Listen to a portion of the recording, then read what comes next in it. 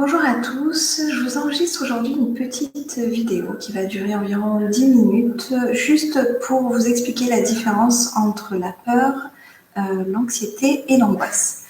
Cette petite vidéo, je la fais suite à une demande, une question d'un de mes patients qui peut être une question partagée par beaucoup de gens, pour savoir, lorsque j'ai une pensée, une inquiétude ou une idée un peu délirante à l'intérieur de mon esprit, est-ce que c'est normal ou est-ce que c'est pathologique?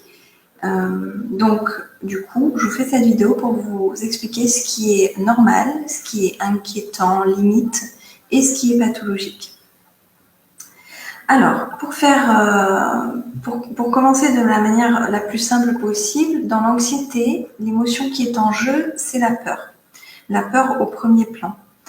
La peur, c'est une émotion qui est tout à fait normale. C'est une émotion qui est adaptative à notre environnement direct. C'est un instinct de survie qui accompagne en fait la prise de conscience du danger.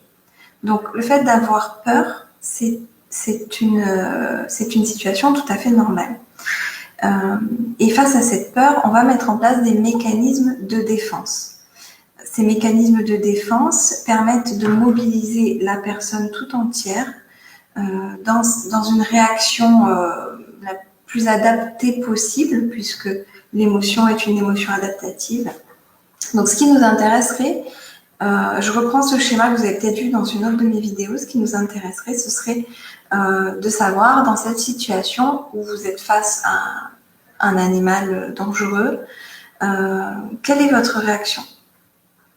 Peut-être certains vont répondre que eux, ils prendront la fuite.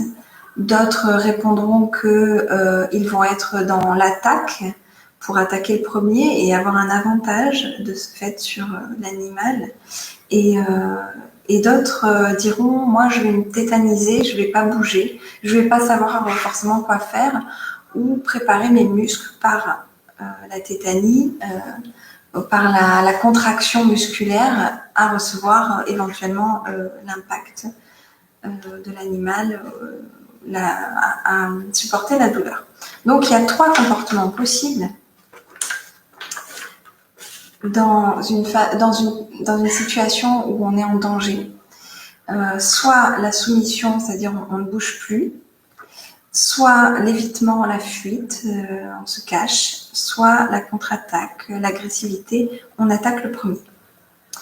Ce qui est intéressant, ça serait peut-être de noter pour chacun d'entre vous quel est votre mode de réaction automatique. Celui que vous auriez choisi dans cette situation-là, en général, il est plutôt parlant parce que c'est notre mode de réaction automatique. Donc ça peut rien que par cette question, qu'est-ce que vous auriez fait dans cette situation, on peut en apprendre déjà sur soi. Et pourquoi c'est important lorsqu'on différencie peur, anxiété et angoisse de connaître notre mode de fonctionnement automatique, vous allez le comprendre tout de suite.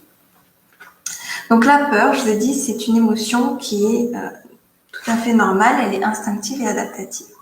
L'anxiété, elle n'est pas toujours pathologique. C'est un état général d'inquiétude, souvent lié à une préoccupation, quelque chose qui nous touche personnellement, quelque chose vers quoi on a déjà cette sensibilité, avec des manifestations physiologiques du stress. Donc le corps qui se met en alerte, des symptômes physiologiques, donc tachycardie, transpiration, contraction musculaire ou nerveuse, des symptômes cognitifs avec une fusion des pensées et des symptômes comportementaux avec, même si on n'est pas dans une situation de danger, un de ces 3 comportements qui va se mettre en route. Comme si on était en situation de danger, sauf qu'en fait, il n'y a pas de danger immédiat dans l'anxiété, c'est une inquiétude qui est intellectualisée.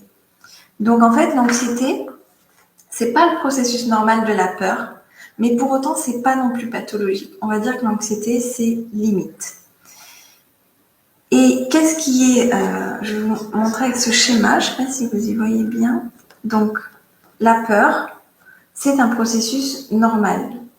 L'anxiété, c'est un processus qui est limite, c'est-à-dire qu'on peut le questionner, on peut le remettre en question. On n'est plus vraiment dans un fonctionnement normal, mais on n'est pas encore dans le fonctionnement pathologique. Par contre, l'angoisse, l'angoisse qui est la composante somatique de l'anxiété, elle est caractérisée par une peur excessive sans objet apparent. Donc, cette peur, elle devient vraiment exagérée, excessive, donc pathologique. Ça se traduit dans le corps par des sensations bien plus violentes et handicapantes que l'anxiété dont on parlait tout à l'heure, qui était limite.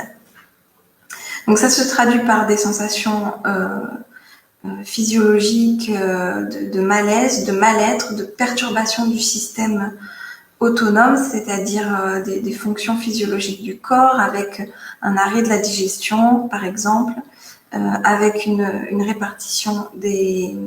En fait, ce qu'on peut retrouver dans la peur classique, des symptômes physiologiques qu'on retrouve dans la peur, une répartition des ressources énergétiques dans les membres qui vont nous permettre, les jambes qui vont nous permettre de fuir, ou les bras qui vont nous permettre de combattre.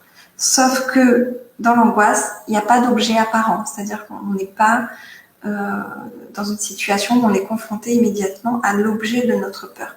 Ici aussi, c'est intellectualisé avec une symptomatologie qui est exagérée, excessive, donc pathologique.